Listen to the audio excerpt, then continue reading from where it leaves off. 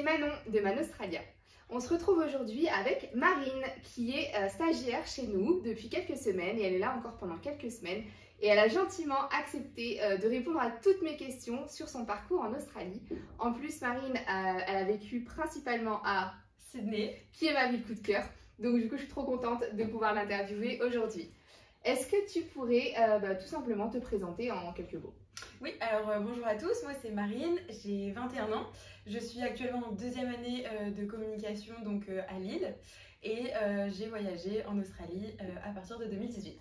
Ok, donc j'allais te dire quand es-tu partie en Australie et quel âge tu avais d'ailleurs quand tu es partie? Alors donc je suis partie directement après le bac, donc le 10 août 2018, donc date que je n'oublierai jamais. Du coup j'avais 18 ans. Waouh! Donc voilà, comme quoi on peut partir en Australie en étant jeune. C'est quand même une expérience, je pense, qui a dû te changer, quoi. Ça m'a changé totalement du tout au tout, parce qu'il faut savoir qu'avant de partir, j'avais jamais eu d'appartement, j'avais eu très peu de job. C'est vraiment un changement radical en fait entre le petit lycée et la vie d'adulte. Et alors du coup, pourquoi l'Australie? Alors initialement en fait c'était les États-Unis. Parce que mon objectif c'était d'être fille au pair, donc c'est quelque chose que je connaissais depuis très longtemps, depuis le collège en fait. Je voulais être fille au pair, c'était vraiment mon goal. Et donc j'avais rencontré au salon de l'étudiant Culture All Care, donc au salon de l'étudiant à Lille, et je me suis dit c'est ça que je veux faire. Donc normalement tu vas au salon de l'étudiant c'est pour trouver ton université ou ce que tu veux faire plus tard, et moi ça a été bon je veux faire fille au pair. Sauf que pour problème de visa, enfin pour des problèmes de visa, j'ai dû abandonner l'idée des États-Unis. Il y avait l'Angleterre, mais vu que je suis de Dunkerque, c'était un peu trop près, et le temps n'est pas terrible, faut se le dire. Et donc le Canada, il fait trop froid, donc il restait l'Australie au soleil. Donc finalement, c'était un peu un choix par défaut.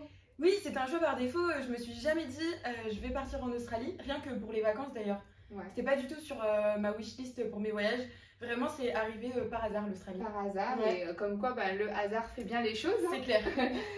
J'allais te demander du coup, finalement, entre le temps où tu t'es dit, le moment où tu t'es dit, ok, je pars en Australie, et le moment où tu es partie, il y a eu combien de temps?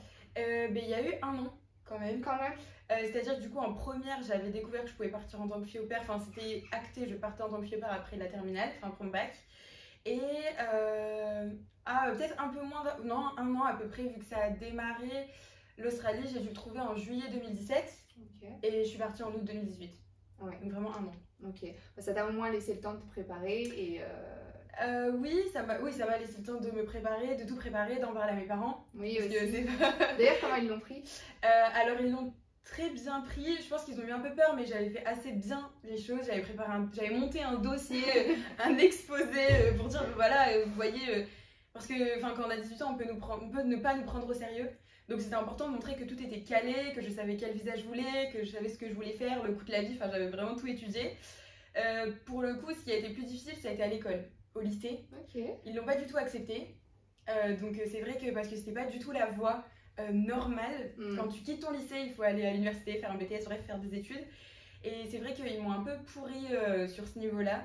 Pourtant j'étais une bonne élève, mais ils m'ont dit que j'allais rater ma vie, que mes parents étaient irresponsables, que c'était pas bien ce que je faisais. Donc si je peux dire quelque chose là, c'est écoutez-vous et partez vraiment pour le coup, parce que heureusement que mes parents étaient derrière moi pour me dire allez vas-y fonce, c'est pas grave, on s'en fiche de leur vie quoi. Non mais c'est vrai que c'est important en fait d'avoir le soutien de quelqu'un finalement, parce que tu pars à l'autre bout du monde, tu sais pas trop dans quoi tu t'engages et c'est vraiment important. Donc c'est bien que tu as préparé un petit dossier à leur montrer. Alors moi j'ai préparé, c'est pour ça que j'ai mon ordi devant, j'ai préparé une liste de questions pour toi Marine. Donc est-ce que tu peux nous dire dans quelle ville tu es arrivée et qu'est-ce qui t'a plu dans cette ville? Alors déjà il faut savoir qu'initialement je devais arriver à Brisbane. Oui, tu m'as dit. J'avais une famille depuis mars 2018, donc qui était déjà à l'avance quoi. Donc en mars 2018, c'était acté, je partais à Brisbane le 8 août 2018. Et au final, 1 mois avant, donc au mois de juillet, j'ai reçu un message de la famille qui me dit ben non, en fait, on n'a plus besoin de toi.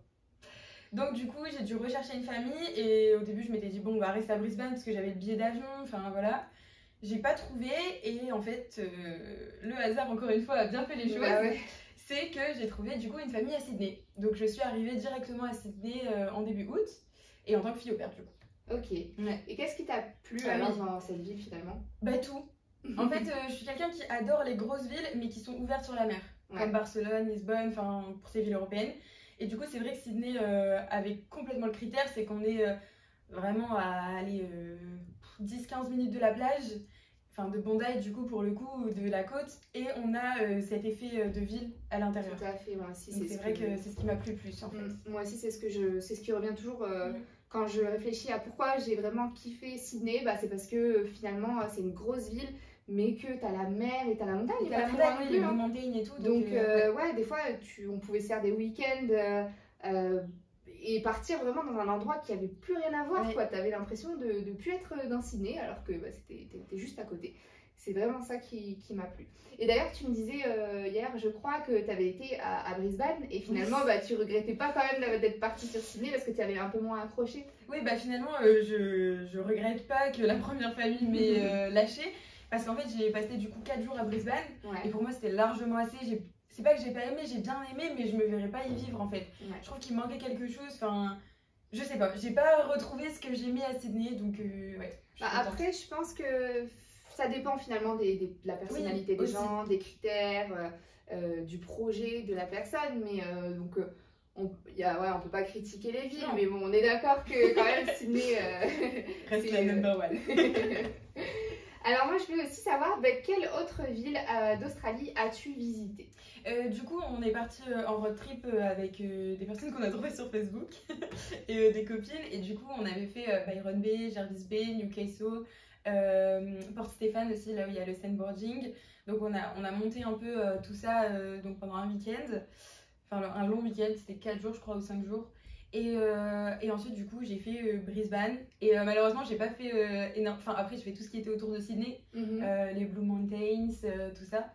Mais j'ai pas fait non plus énormément de voyages, étant donné que j'avais plus de budget argent. On y reviendra. C'est vrai que l'Australie, c'est un pays qui coûte quand même relativement cher. Je le dis, je le redis, c'est important de le savoir.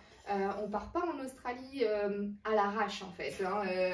Il faut quand même prévoir un minimum, je pense, c'est important parce que des fois on peut se retrouver dans des situations qui peuvent être très problématiques. Moi j'ai vu, ça m'a fait mal au cœur, mais j'ai vu des jeunes de notre âge, enfin de notre tranche d'âge, parce que je suis un peu plus âgée que toi, mais qui étaient dans la rue parce que ils n'avaient pas prévu. Il y a toujours des imprévus qui viennent et qui n'ont plus d'argent et qui n'ont pas envie de faire peur à leur famille et qui essaient de s'arranger par eux-mêmes. Et j'ai vraiment vu des gens, des jeunes dans la rue, quoi. Donc, et même sur les groupes Facebook, des jeunes qui laissent un message genre je sais pas où dormir ce soir. Alors, ce qui est bien, c'est que quand tu pars en Australie, on est quand même super soudés, je pense, beaucoup plus qu'en France. En France, oui, c'est clair. Alors qu'on est les mêmes personnes, mais on est quand même beaucoup plus soudés à l'étranger et donc il y a rarement de personnes qui se retrouvent dans la galère. Après, de toute façon, il y a des solutions telles que le couchsurfing, par exemple. On en a parlé dans une autre vidéo avec Colline, qui était aussi notre stagiaire. Et voilà, il y a plein de solutions, mais ça se prévoit et il faut faire attention. Donc, est-ce que tu peux nous parler de ton parcours en Australie, mais dans les grandes lignes? Dans les grandes lignes. Déjà, du coup, on peut parler un peu de mon niveau d'argent aussi dans le parcours. Bien sûr, Donc, en fait, il faut savoir que j'étais fille au pair, j'ai tout payé moi-même, mon billet d'avion, mon assurance et tout. Et donc, je me suis dit, bon, fille au pair, c'est bon, genre, t'es nourrie, logée, blanchie, j'ai mon salaire, donc j'ai pas besoin d'arriver en Australie avec une grosse somme d'argent. Donc je suis arrivée avec 900 € et mes parents m'avaient mis les 3500 obligatoires.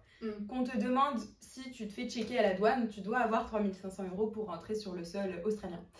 Donc, mais je n'étais pas censée les utiliser, bien sûr. Et donc du coup je suis arrivée comme ça, donc j'ai été fille au pair pendant 3 mois.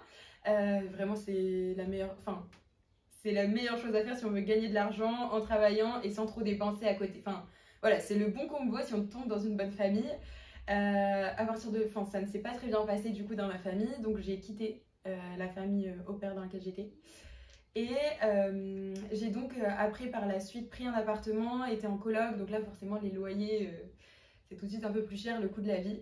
Combien Je payais 1000 $ par mois. Par mois, donc 250 $ par semaine, puisqu'on paye tous les 2 semaines à peu près le loyer. Et pour une chambre, hein. Enfin, pour une petite chambre, c'était pas. Mais bon, c'était quand même un. T'étais quand même dans le centre-ville, enfin plus Oui, ou moins oui, dans le oui. centre-ville de Sydney. Non, Donc... ouais, j'étais dans le centre-ville et c'était un immeuble bien équipé. Ouais, c'est vrai. Ça, pour le coup, ça va. Puis en fait, c'est à peu près la moyenne. Faut le Bien dire, sûr. j'étais toute seule dans ma chambre, donc. Et donc j'ai travaillé, je travaillais aussi en tant que femme de ménage à côté quand j'étais fille au père, donc tous les jeudis. Donc ça me faisait vraiment, quand j'étais fille au père, je gagnais, je pense, 1400 $ par mois. Hein, D'accord. entre mon job de fille au père et mon job de femme de ménage. Ok. Et après, quand j'ai arrêté tout ça, j'ai été prise au Chat Time. Donc c'est de la vente de bubble tea. Je sais pas si vous voyez un peu. Les bubble tea, bah, on mettra une petite, Ouais, une petite photo. Et c'est trop bon, moi j'adore. Moi j'aimais pas du tout C'est d'ailleurs. vrai? Ah, mais j'en j'ai- avais gratuit, mais. Non? Ah là là, moi j'adore, j'ai découvert ça là-bas. Il y et, avait que le mango milk. Genre, je mettais pas de petits trucs et tout, et c'était au lait et à la Ouais. menthe, il y avait pas trop de thé. Et du coup, ça j'aimais bien, mais à part ça, j'aimais pas du tout. Et c'est une boisson asiatique? Oui. Chinoise, japonaise? Oui, chinoise. Chinoise? Enfin, normalement. Je Ok. pense que c'est. À vérifier. Japonaise. Ah, ça serait japonais? Bon bah on a Chloé encore une fois qui est derrière. Parce que le Chat Time, il La me semble cave. que c'est une firme chinoise, Chat Time. Bon bah on vérifiera et si On vous va savez vérifier. vous mettez un petit commentaire en bas. Dites-nous tout. Et Ok. enfin, toujours dire que c'est très très répandu en Asie et en Australie d'ailleurs. Il y en a partout. J'avais retrouvé la même firme à Brisbane.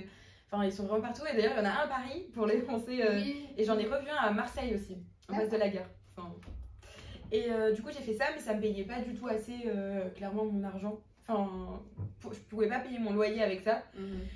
Donc après j'ai arrêté et là j'ai décidé aussi d'être prof de français avec l'application Tuturo. Tuturo. C'est une application que beaucoup connaissent en Australie. Enfin, tu peux proposer des cours de langue à des étrangers. Donc j'avais deux petites filles chinoises de deux familles complètement différentes. Ça s'est bien passé, mais c'est pareil, ça payait pas. Bah tu fais 2 heures par semaine et voilà, t'as 50 $ et puis enfin voilà. Et donc ensuite j'ai testé Uber Eats. Alors là, donc pour moi, autant je vois plein de vidéos sur YouTube où c'est super bien, t'es Ouais, riche, ouais. ça marche super bien et tout. Pour moi, ça n'a pas du tout fonctionné. Déjà, Ah. j'avais un vélo.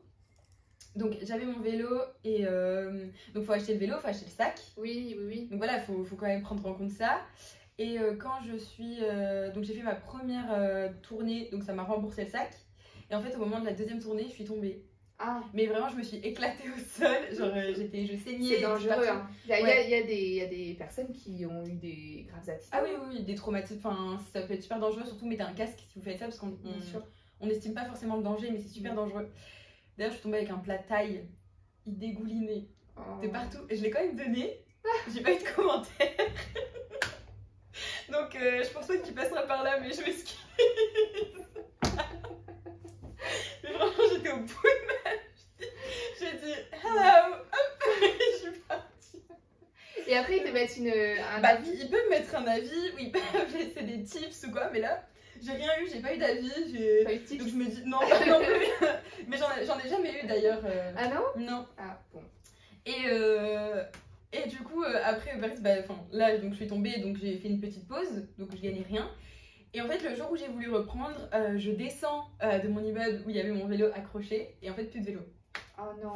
Donc je me suis fait voler mon vélo. Donc là, autant vous dire que quand vous êtes seul à l'autre bout du monde, que vous avez plus de sous, et en plus, il n'y a rien qui va, bah, j'ai pleuré toute l'arme de mon corps pour un vélo, quoi. Non mais...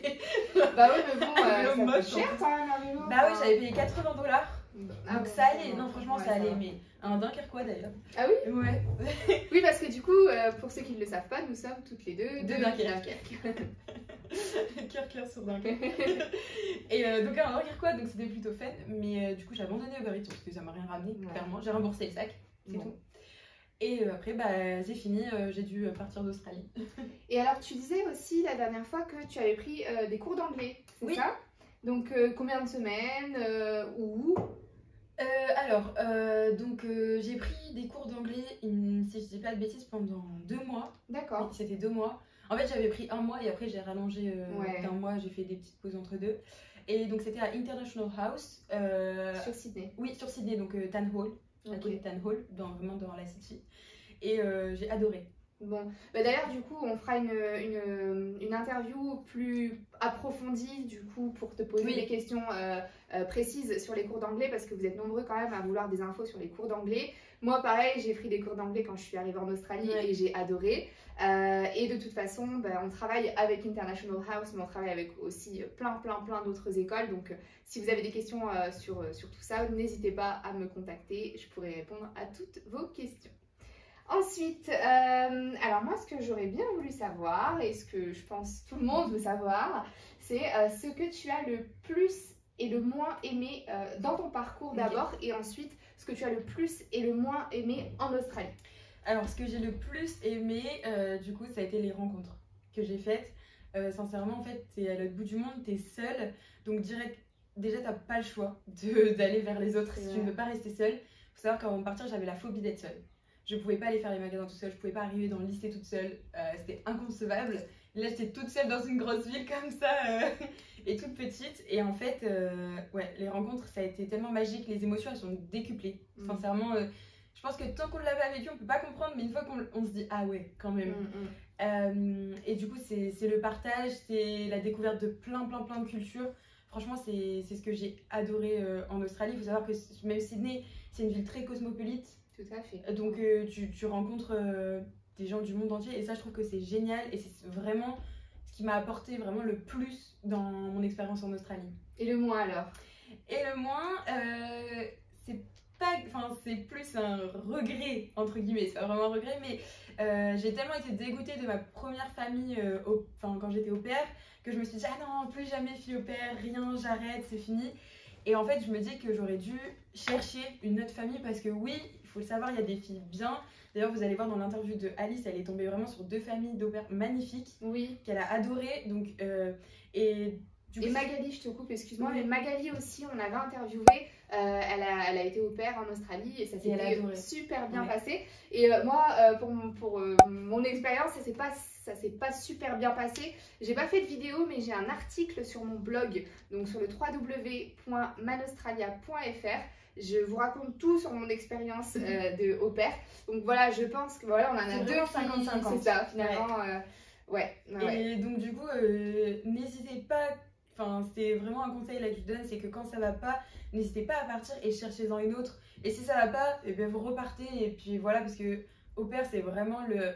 Si vous aimez les enfants un minimum quand même, c'est vraiment le job qui permet d'être nourri, logé, blanchi, bien payé. Vous avez en général vos week-ends. Vous pouvez toujours essayer d'avoir des vacances. Donc non, franchement, c'est le bon plan. C'est le bon plan. Ok. Et du coup, alors par rapport à l'Australie, qu'est-ce que tu as le plus aimé et qu'est-ce que tu as le moins aimé? Alors, le plus aimé par rapport à l'Australie, c'est vraiment leur manière de vivre. Franchement, c'est toujours good vibes. Vraiment, ils sont très accueillants, très chaleureux et très avenants. Et c'est vrai que pour quelqu'un de français, des fois au début, ça peut paraître un peu... Hypocrite. Hypocrite, ouais, carrément. Je te parlais de cet exemple. D'ailleurs, tu rentres dans les magasins, ils sont là... Hello darling, how are you? Et toi t'es là, mais pourquoi tu me demandes si ça va? On se connaît pas et tout. Mais en fait, au fur et à mesure, tu te dis, mais en fait c'est génial et tu prends l'habitude d'être vraiment dans cette positive attitude. Et ça, c'est vraiment ce que j'ai aimé. En plus, ils travaillent tôt le matin, mais ils finissent tôt aussi l'après-midi, ils profitent. Même le sport. Ouais, si vous voulez vous mettre au sport, allez en Australie. Ouais. Parce que, non, mais tu vois tout le monde à Bondi, elles sont là, elles courent, elles font leur yoga. Enfin, c'est vraiment peace quoi, j'ai adoré. C'est une culture vraiment différente et je la connaissais pas avant de partir et là depuis mon retour en France c'est quelque chose qui me manque énormément. J'essaye au maximum de me renseigner sur les pays en Europe qui retrouvent cette culture. Donc si vous passez par là, que vous êtes allé en Australie et que vous savez de quoi on parle, dites-moi en commentaire la ville d'Europe qui correspond le plus à Sydney. Je suis preneuse. Je me demande... peut-être les pays du Nord. Ouais, mais bon, moi j'ai pas besoin un peu de soleil quoi. On m'avait parlé du Portugal. On m'avait parlé de Malte éventuellement, mais encore une fois je suis pas sûre. Donc dites-moi si vous avez des idées. Et donc par rapport à ce que tu as le moins aimé en Australie. Oui, alors ce que j'ai le moins aimé. Bon, il y en a qui vont dire que c'est pas vrai, mais moi c'est la nourriture. Oui. Alors je suis pas du tout difficile, hein, genre j'aime tout, mais en fait ce qui m'a... Bon déjà premièrement c'est que beaucoup prennent du poids en Australie et moi à contrario j'ai perdu plus de 10 kilos en Australie. Faut savoir que j'étais... Mais tout le monde grossit en Australie, je sais pas. Mais je pense que c'est dû aux hormones Ouais, et ça mais rejoint comme du coup tu ce disais, que tu dis. ouais. Genre même... Il y a beaucoup d'hormones, d'OGM et tout. Et... Ouais, quand tu... En fait il faut savoir que j'étais tout le temps ballonnée, gonflée. Alors j'avais beau avoir perdu du poids, enfin je pense que c'était l'eau, parce que comme c'est l'eau est très chère, donc tu bois l'eau du robinet, mais ton corps il est pas forcément adapté, enfin je sais pas trop pourquoi. Et t'as pareil beaucoup les de légumes. calcaire. Ouais, mais ici on a beaucoup de calcaire aussi dans le nord. Oui. Donc, mais on voit, on la filtre aussi. Ouais, on la filtre et voilà. Oui. Enfin franchement je sais pas, mais même les légumes, je mangeais énormément de légumes, mais pareil, enfin, ça allait pas trop. Par exemple, il n'y a pas de plat typique en Australie. Moi je dirais qu'il y a le fish and chips. À Londres c'est le même, tu vois. Non, c'est vrai, c'est vrai. Genre, enfin ouais, c'est des choses qui m'ont manqué, et puis aussi, bon je vais pas mentir aussi un peu la bouffe française, parce que c'est très très cher là-bas donc t'en manges pas.